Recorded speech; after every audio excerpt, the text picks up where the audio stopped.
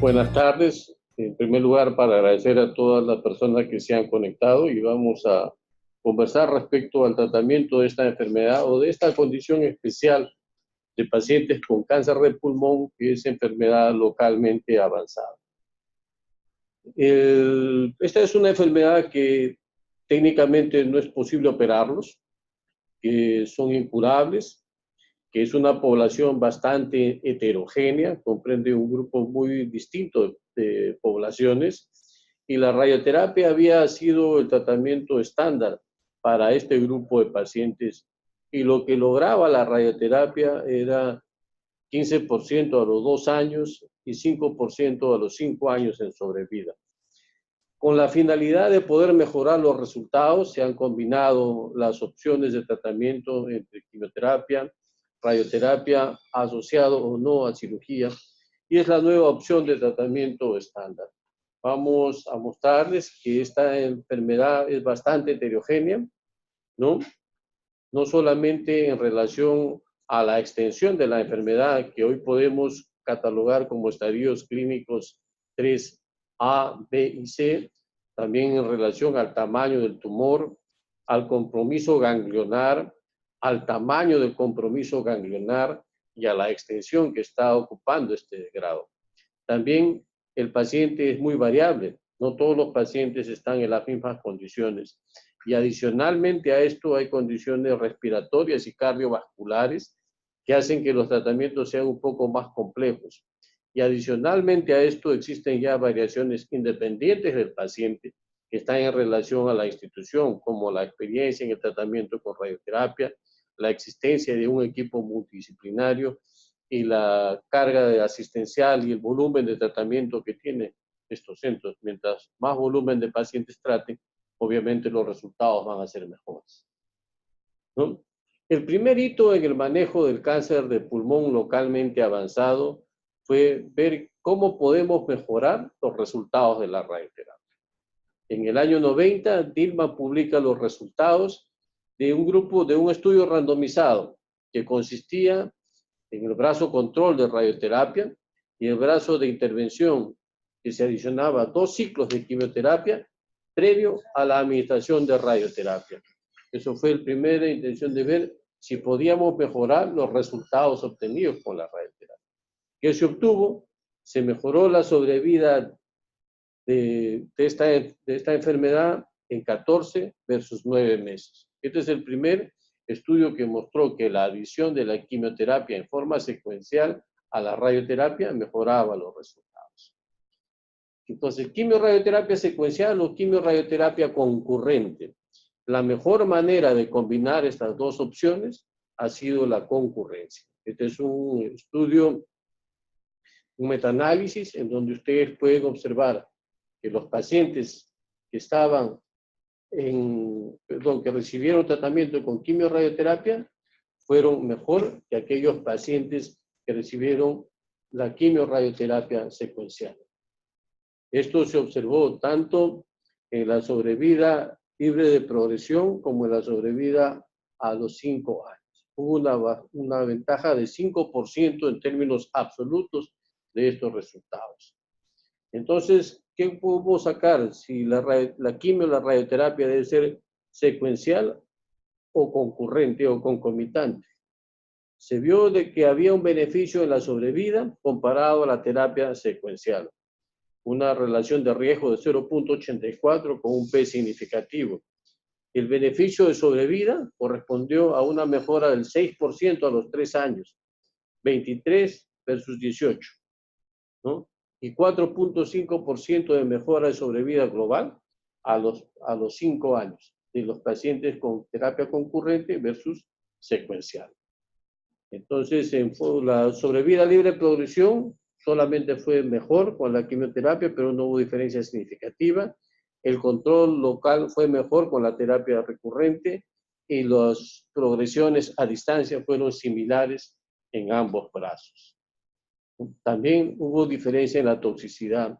La toxicidad esofágica fue más común en los pacientes que recibieron el tratamiento concurrente. No hubo diferencias entre la toxicidad pulmonar y no existen resultados de los perfiles de toxicidad tardías.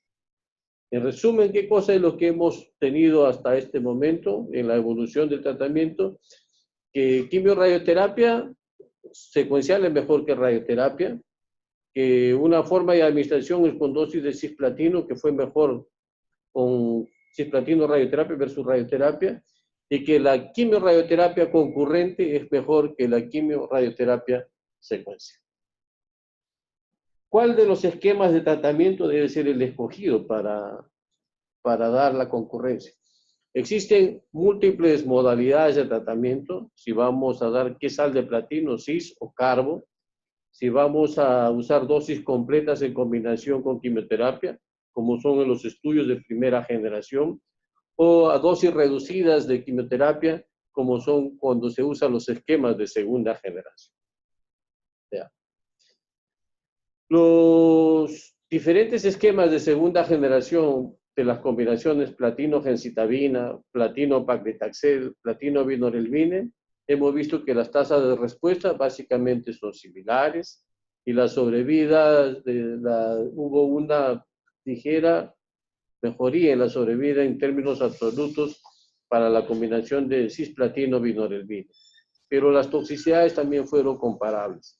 Pero en realidad no existe un estudio que haya demostrado la superioridad de un esquema sobre otro.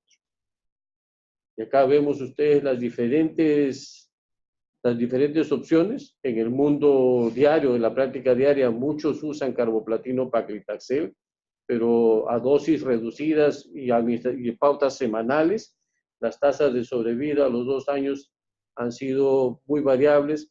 Y en este estudio del grupo de radioterapia, el 0617, se vio de que la combinación de carbopaclitaxel semanal más radioterapia seguido de un esquema de consolidación mejoró la sobrevida en forma significativa. La siguiente pregunta es si debemos dar carbopaclitaxel o cisplatino etopósico. No hay un estudio prospectivo que haya evaluado esta modalidad de tratamiento. Hay que considerar de que el esquema de cisplatino etopósido ha sido la piedra angular del tratamiento convencional de esta enfermedad y se hizo un estudio retrospectivo de los pacientes tratados en una década, ¿no? No se observó diferencias entre las poblaciones y tampoco hubo diferencias entre los resultados y platino etopósido estuvo un perfil de toxicidad un poco mayor asociado básicamente a neumonía, hospitalizaciones, fallas renales y toxicidad gastrointestinal.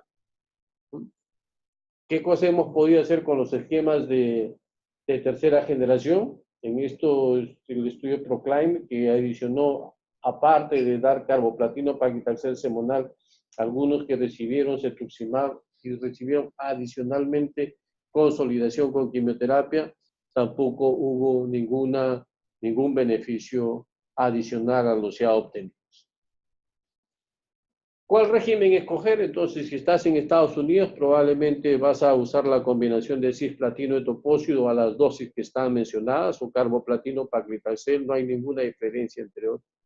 Si estás en Europa, probablemente el esquema más usado sea cisplatino vinorelbine, y en el Japón la combinación más usada es cisplatino 12-taxel. Entonces, todos estos esquemas asociados a radioterapia han dado resultados y han mostrado que son beneficiosos. ¿Qué hay de recomendaciones? Las guías ESMO recomiendan dar la dosis de quimioterapia óptima y debe estar basado en una sal de platino, principalmente cisplatino, ¿no? Entonces, como hay los estudios han mostrado la combinación de cisplatino etopósido o cisplatino con alcaloides de la vinca, básicamente vinorelbine, o cisplatino pemetrexed en los pacientes con histología no escamosa. Cualquiera de estos esquemas de tratamiento pueden ser usados, básicamente lo que recomiendan las guías de esto. Las guías de ASCO concuerdan de que no hay un esquema de quimioterapia concurrente ideal que haya sido establecido, que los esquemas más usados son el cisplatino etopósido y el carboplatino paclitaxel. ¿Qué otras opciones hemos tratado de evaluar con la finalidad de mejorar los resultados de la quimio-radioterapia concurrente? Bueno, Dar quimio-radioterapia seguido de quimioterapia de consolidación ha sido una alternativa. Este es el estudio del grupo sudeste 9504, en donde luego de recibir quimio-radioterapia concurrente recibieron quimioterapia de consolidación con docetaxel. Este es un estudio en fase 2. ¿Qué cosa mostró? Que mejoró la sobrevida a los 5 años al 30% y la mediana de sobrevida de 26 meses. Entonces, en base a esto, el grupo Josier diseñó un estudio de quimio-radioterapia de inducción seguido de quimioterapia de consolidación u observación. ¿Cuál fue los resultados? No hubo diferencia en los resultados. En tanto, a la mediana de sobrevida fue comparable. Donde sí hubo diferencia fue que los pacientes que recibieron el brazo de quimioterapia de consolidación tuvieron más neumonitis, más infección y mayor riesgo de hospitalización. Pero la sobrevida mediana fue 21 versus 3, menos 23 meses, y la supervivencia a los 3 años de 27 versus 26 meses. Es decir, la adición de consolidación, de quimioterapia de consolidación a la quimiorradioterapia no mejoró los resultados, y esto se fue consolidado en un estudio, en un metaanálisis que incluyó la comparación de quimio-radioterapia versus quimio-radioterapia seguido de consolidación. Y no se observó ninguna diferencia en la adición de la quimioterapia de consolidación, ya sea evaluada de acuerdo al periodo de evaluación, a la región o al estudio clínico, ¿no? Las toxicidades sí fueron más diferentes en aquellos pacientes que recibieron quimioterapia de consolidación, presentaron mayor toxicidad. En conclusión, la quimioterapia de consolidación no mejora la sobrevida global, ¿no? No se debe recomendar su uso si no es fuera de un estudio clínico, ¿no? Las toxicidades fueron comparables, pero hubo más toxicidad hematológica en el grupo del grupo de consolidación, y que probablemente la incorporación de los agentes blancos podría beneficiar en alguna subpoblación de pacientes, pero esos son estudios que estaban en evaluación. La otra opción es, demos quimioterapia de inducción seguido de quimio-radioterapia de consolidación. Entonces, dar primero quimio y después quimio-radioterapia. Esto tenemos, este es el estudio de Calgivir 398001, que comparó la quimioterapia estándar comparada contra una quimioterapia 2 cursos seguido de quimio-radioterapia. ¿Qué cosa? Lo que no hubo beneficio en la sobrevida. La sobrevida para ambos grupos fue comparable, ¿no? Entonces, este es otro estudio que también es una evaluación que usó quimioterapia de inducción seguido por quimio-radioterapia usando diferentes esquemas de tratamiento, y tampoco se observó una diferencia significativa. La otra opción es, después de quimio-radioterapia, aquellos pacientes que tenían resultados podían ser, o se les podría ofertar cirugía, que esta cirugía podría mejorar los resultados. Tenemos el Intergroup 0139, en donde los pacientes fueron sometidos a este grupo cirugía o no cirugía, y tampoco hubo diferencia en los resultados. La sobrevida no fue significativamente diferente entre los dos grupos. ¿Qué hay de quimio-radioterapia más terapia target? ¿No? No hay ningún estudio que haya mejorado los resultados. Se ha utilizado diferentes agentes inhibidores de tirosinquinasa. Hay estudios que están en curso básicamente para pacientes que tienen mutaciones del GFR o del MLK. En este grupo los pacientes son randomizados a recibir una inducción de la terapia blanco, ya sea con erlotinib o crizotinib por 12 semanas, seguido de quimio-radioterapia concurrente. Estos todavía no tenemos los resultados, o en el estudio ASCEN, en donde también se da afatinib por 2 meses, y después los pacientes reciben un tratamiento individualizado a recibir quimio-radioterapia por 4 ciclos, seguido de resección quirúrgica según sea la necesidad, y mantienen el afatinib hasta por 2 años. Hay la introducción de agentes inhibidores del MEK, y también no hay resultados de estos estudios. Una opción también fue adicionar los inhibidores del PARP a la radioterapia con quimioterapia basada en carboplatino paclitaxel, tampoco tenemos resultados. ¿Qué hay de antiangiogénicos combinados con quimioradioterapia? ¿No? Eso es una opción de tratamiento. Se ha utilizado bevacizumab más carboplatino, se ha usado vandetanib más platino de topósido radioterapia y talidomida más quimioradioterapia. Ninguno de estos resultados ha mostrado beneficio adicional.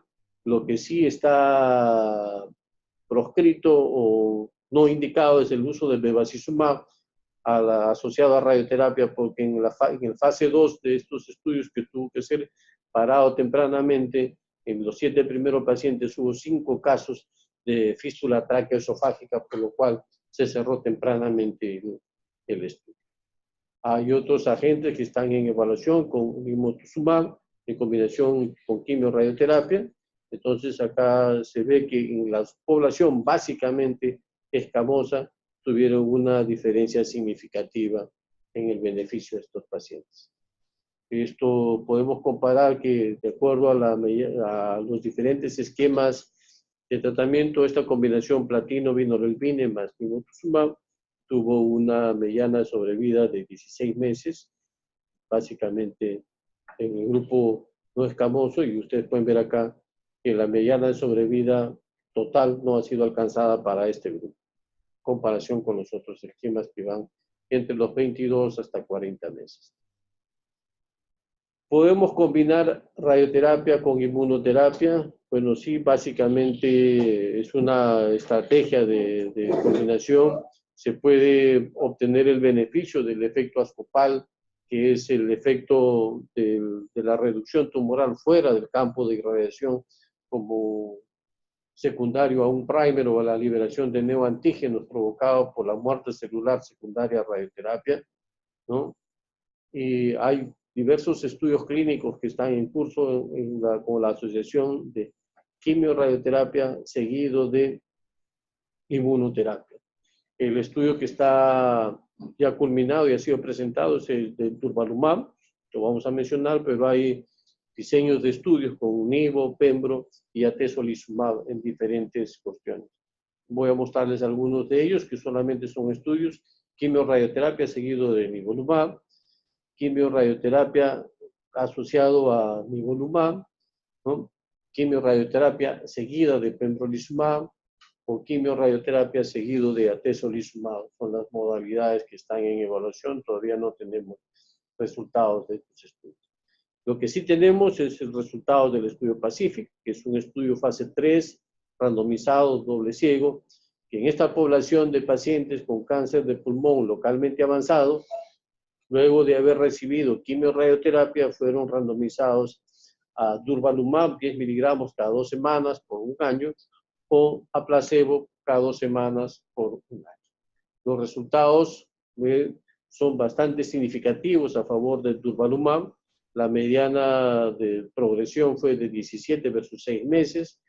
56% de los pacientes estaban vivos a los 12 meses contra 35%, y a los 18 meses 44 versus 27.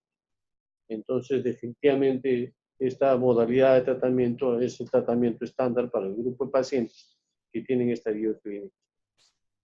Entonces, en conclusión, quimioradioterapia es el tratamiento estándar en la actualidad seguido de durvalumab.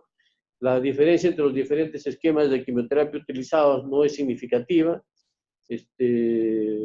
Ya la quimioinmunoterapia, la quimioradioterapia seguido de inmunoterapia está aprobada para su uso, y estos estudios básicamente en los resultados del estudio Pacífico. Es lo que quería comentar con ustedes y bueno, para poder conversar y hacer algunas preguntas.